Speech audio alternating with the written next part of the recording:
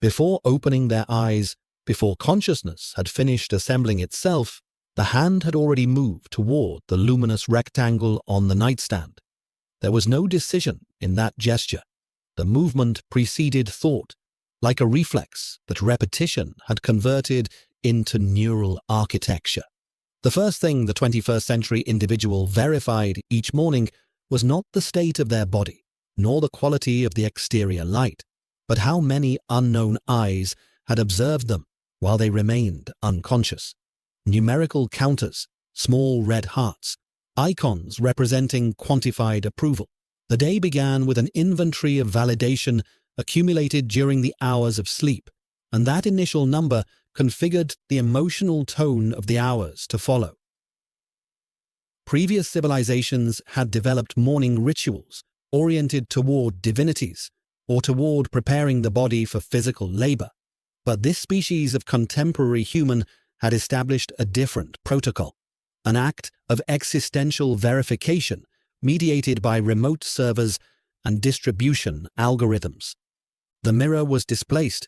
It no longer constituted the first surface where the individual encountered themselves. That function had been transferred to an interface that returned not the physical reflection, but a social reflection, the constructed image, published, submitted to collective scrutiny.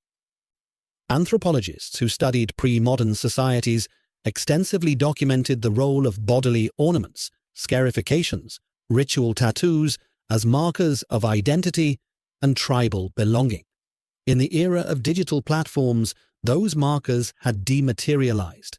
A follow account functioned as an invisible tattoo. The quantity of interactions operated as symbolic scarification, signaling rank within the social hierarchy. Tribes without physical territory. Belongings defined by metrics. A parallel economy emerged whose currency appeared in no central bank. Attention. That was the resource that organized exchanges, generated anxieties, redistributed symbolic power among millions of participants. Like every economy of scarcity, it produced compulsive accumulators and chronic dispossessed.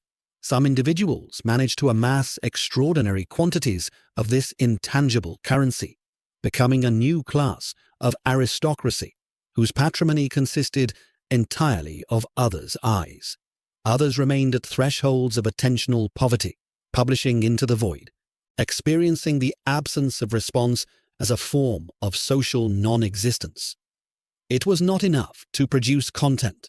One had to produce content that captured, that stopped the vertical sliding of the thumb across the screen, that interrupted the endless flow of stimuli competing for the same finite resource. Life ceased to be experienced in real time. A process of intermediation installed itself between the event and its subjective registration.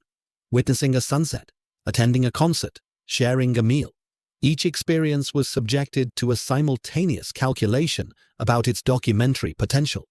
Was this publishable? Would it generate interactions? Did it communicate the correct version of the self? The present moment fragmented into two parallel temporalities, the immediate experience and its future representation before the audience. Many individuals reported that the second temporality had colonized the first until rendering it unrecognizable. It was not about documenting life. It was about living to document. Rehearsals became necessary.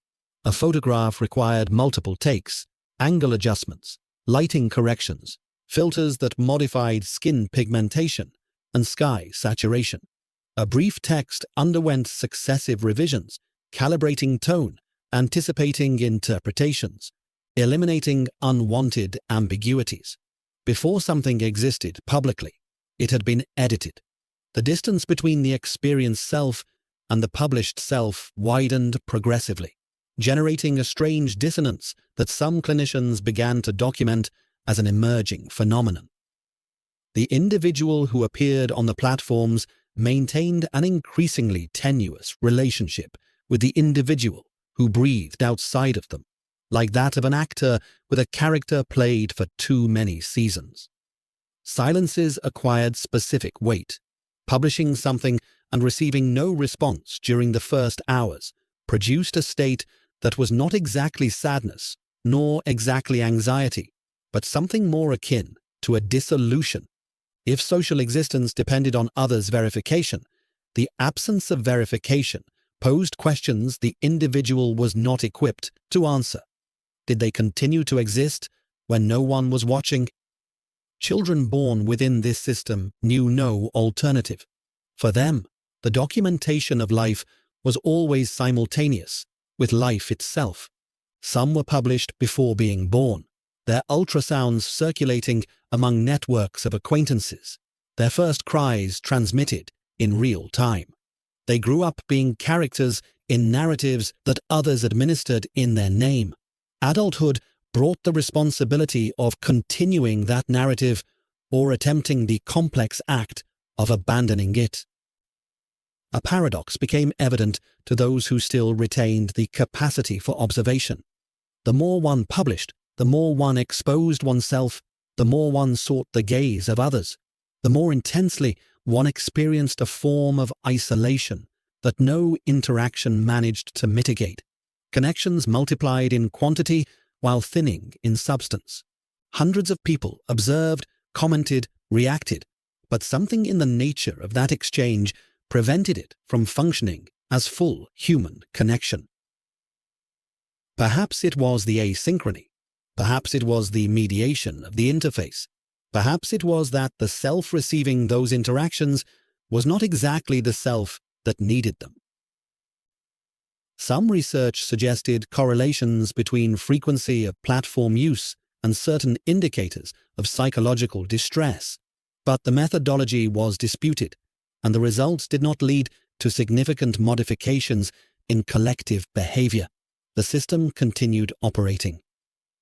Toward the end of the second decade of the century, it was no longer possible to clearly distinguish where ritual ended and where ordinary life began. Both categories had fused into an indeterminate zone, where each gesture simultaneously carried its use value and its exhibition value. Individuals did not abandon these practices, nor did they defend them with particular enthusiasm.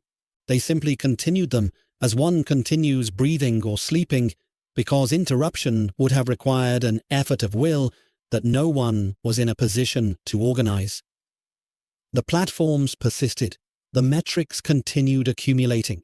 Each morning, before anything else, millions of hands continued reaching for the luminous rectangle to verify that during the night, while consciousness was suspended, someone somewhere in the world had confirmed that they existed.